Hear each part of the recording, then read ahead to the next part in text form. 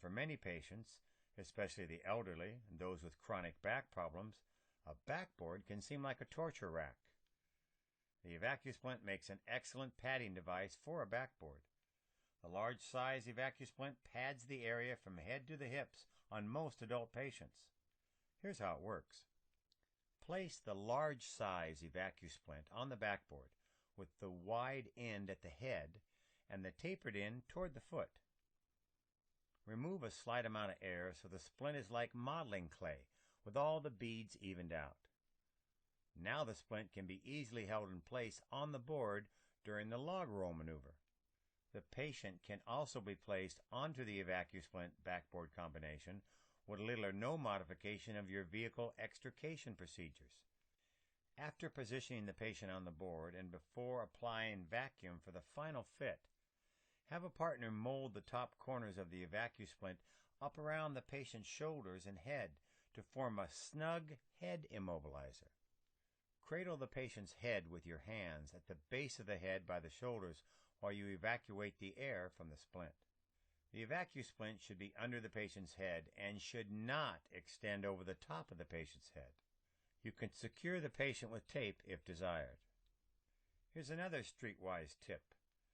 When you have evacuated about half the air from the splint, you can change the position of your hands and use your thumbs to create ear channels in the now clay-like splint to make it easier for the patient to hear. Finish evacuating the splint with your hands holding both sides of the EVAC.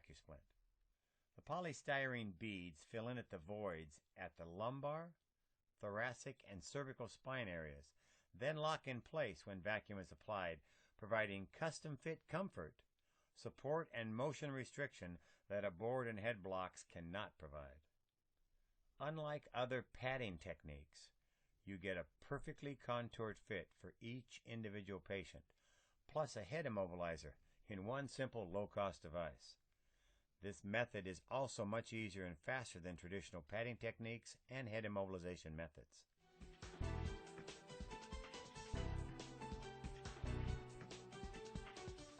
If your pediatric vacuum splint or other pediatric immobilizer is not available, try using the EVAC as a pediatric immobilizer in conjunction with a standard backboard.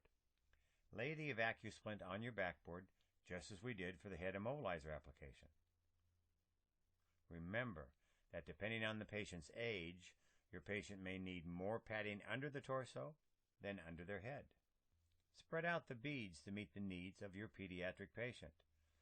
Place the patient on the EVAC according to your local medical protocols. Use your hands to mold the EVAC around the patient's head and shoulders, just as we did with the adult head immobilizer application. Evacuate the splint and then secure the patient to the backboard. The EVAC also acts as a thermal insulator, which is a real benefit when working with pediatric patients.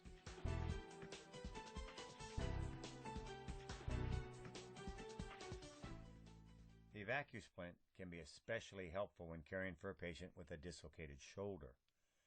Frequently, these patients are in extreme pain and are holding their injured arm in a position that causes them the least amount of discomfort. The next time you confront such an injury in the field, try the following technique. Evacuate a small amount of air out of the EVAC to make it feel like the consistency of modeling clay. Have your partner pose in the same position as the patient and then mold the EVAC around your partner's arm. Note, you can do this same type of preforming by using your own lower leg and foot. Transfer the EVAC to the patient and complete the molding around the patient's injured area.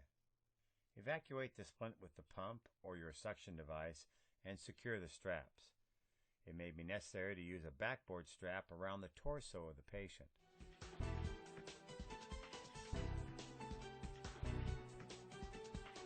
Two EVAC splints can be nested together to form a longer splint for those rare occasions when a longer splint is needed. Place the smaller of the two splints inside the larger one. While your partner provides support to the injured leg area, slide this new combination splint under the fracture site and position the splint where it is needed to provide sufficient support. Evacuate the smaller of the two splints first Then evacuate the larger one. This application is especially useful when trying to completely immobilize the entire leg and foot of a very tall person.